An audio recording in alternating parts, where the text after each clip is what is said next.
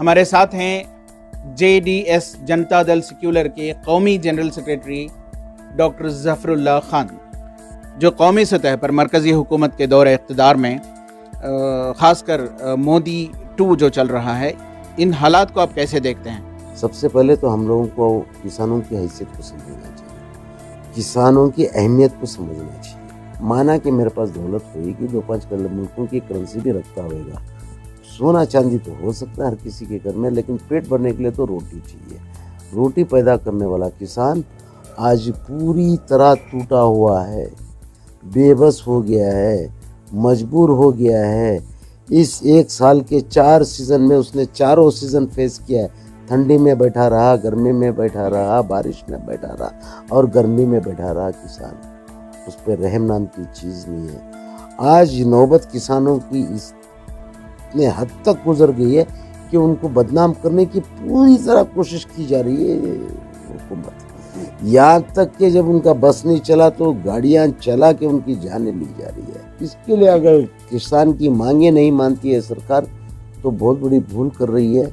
1-2 trail तो already किसान दे चुके हैं, जैसे कि वेस्ट बंगाल वगैरह में टाइटल बता चुके हैं। अब उनका कहना है कि यूपी में प्रवेश करेंगे। अगर यूपी में प्रवेश करते तो फिर सारी पिक्चरें सामने आ जाएंगी। कर्नाटका की सियासत में जो है आप बहुत ज़्यादा मुतहर्रिक रहे हैं। अभी कर्नाटका के असेंबली इलेक्शंस को तकरीबन 1.5 साल का अरसा बाकी है, तो इस सिलसिले में JDS चूँकि BJP और कांग्रेस के बाद बड़ी पार्टी है, क्या स्ट्रेटजी बनाए हुए है? क्योंकि मुसलमानों के वोटों पर तमामी पार्टियों की नज़र है। 2 बड़े पार्टियां BJP और कांग्रेस, हमने हाथ फैलाते हुए किसी के पास नहीं गए। वो बड़े पार्टियां तो हमारे दरवाजे पे आए थे भीख मांगने के लिए। भले हमारे नंबर कम रहे लेकिन इख्तिदार का हक तो हमको ही मिला, क्योंकि हम असल हकदार थे। लेकिन उनकी शरारत और थी जो उन्होंने फिर से हमको घायल कर दिया। तो इंशाअल्लाह ताला उम्मीद करता हूँ कि आने वाले दिनों में अभी बस हो गया। ये कुमार स्वामी का सरदर्द, थोड़े दिन का इनका सुनो उनका सुनो, इसकी पार्टनरशिप उसकी पार्टनरशिप से तंग आ गए हम लोग। अब किसी का साथ नहीं, अब हम किंग मेकर नहीं, अब हम किंग बनना चाहते हैं। इसलिए कि सेंट्रल के दोनों पार्टियों से लोग नाउम्मीद हो चुके हैं। एक से तो नाउम्मीद हो चुके हैं और एक का जुल्म तो हद से ज्यादा हो गया है। तो इस दोनों की फायदा अगर ये है कि अवाम के पास थर्ड ऑप्शन तो जनता दल सेक्युलर पार्टी है, जो हर कौम को हर मजहब को साथ लेके चलती है। तो जाहिर है आने वाले चुनाव में अगर इसी तरीके से हम लोग मेहनत करते रहेंगे तो अल्लाह के बाद में मुझे ये यकीन है कि हमारी सिंगल लार्जेस्ट पार्टी इस रियासत में बनेगी और हम लोग इख्तिदार में आएंगे। गुज़िश्ता असेंबली इलेक्शंस में आपने ओवैसी के पार्टी AIMIM से पॉलिटिकल अलायंस किया था। क्या आने वाले इंतखाबात में भी कोई पॉसिबिलिटी है कि ओवैसी की MIM से इत्तेहाद किया जाए या पॉलिटिकल अलायंस किया जाए? वक्त से पहले बड़ी बातें करना, अपने आप में ऊंचा बताना या किसी को नीचा बताना, इसको मगरूरी कहते हैं।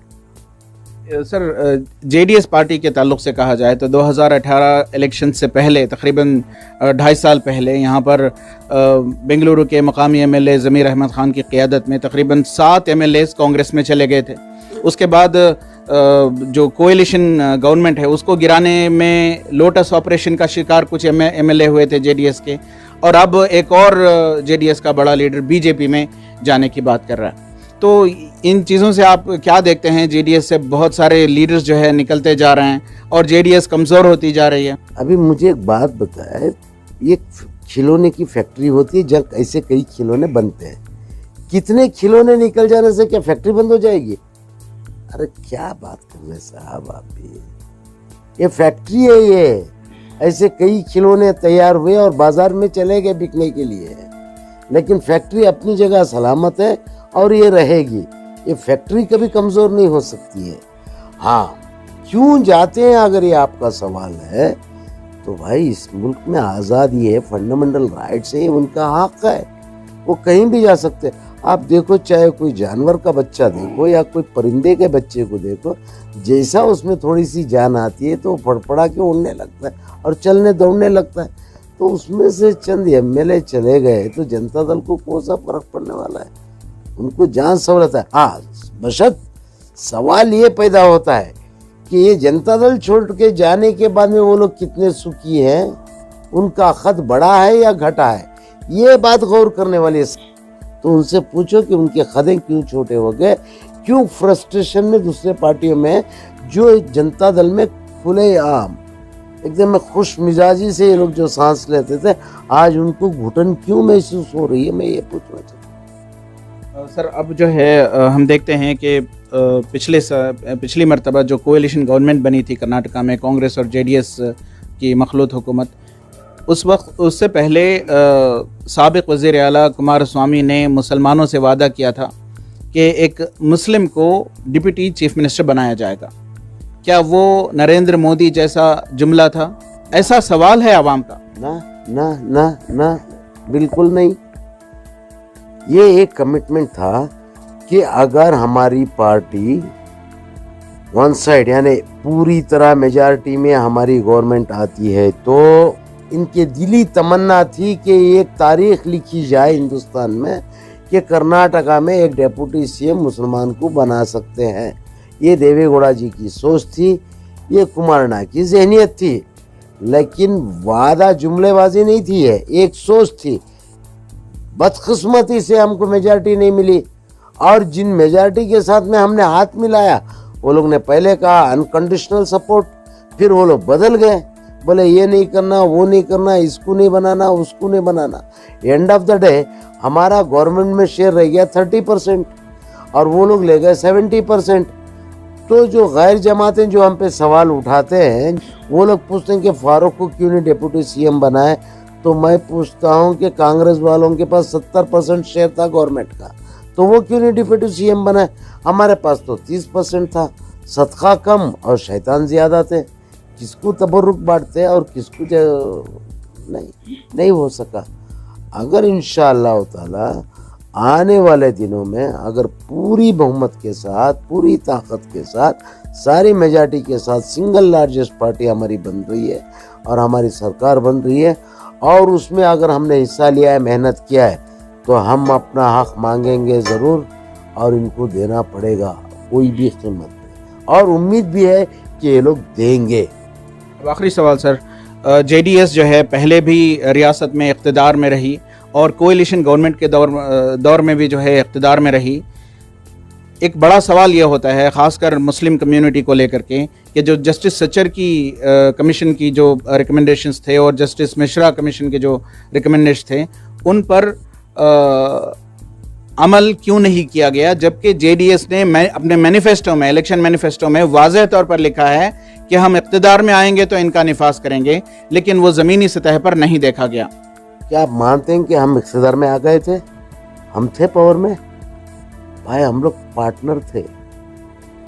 कोई एक गवर्नमेंट में 40-60% थे, कोई एक गवर्नमेंट में हम लोग 50-50 में थे, तो कोई एक गवर्नमेंट में हम लोग 30-70 पार्टनरशिप में थी। जब हम लोग 100% पावर में आए ही नहीं, एक ही बार तो आए थे 100% पावर में 1994 में, तो उस टाइम पे देवेगौड़ा जी ने मुसलमानों का हक अदा कर दिया 4% रिजर्वेशन दे के। जानते हैं कि ये लागू करना चाहिए, ताकत हो तो करेंगे ना, ताकत ही नहीं है, करना चाहेंगे तो छोड़ेंगे जब ना।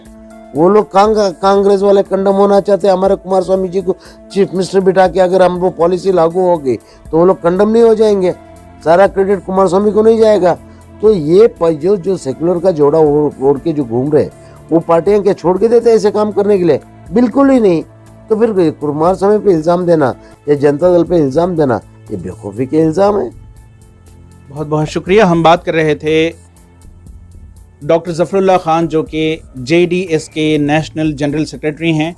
उन्होंने सख्त नाराज़गी का इजहार किया कौमी सतह पर जो मोदी के इक़्तिदार में मामलात हो रहे हैं और उसके साथ रियासत कर्नाटका में जेडीएस को वो आगे लाना चाह रहे हैं, न कि किंग मेकर बल्कि अपने बलबूते पर अपनी एक बड़ी तादाद से हुकूमत बनाने का वो मंसूबा रखते हैं।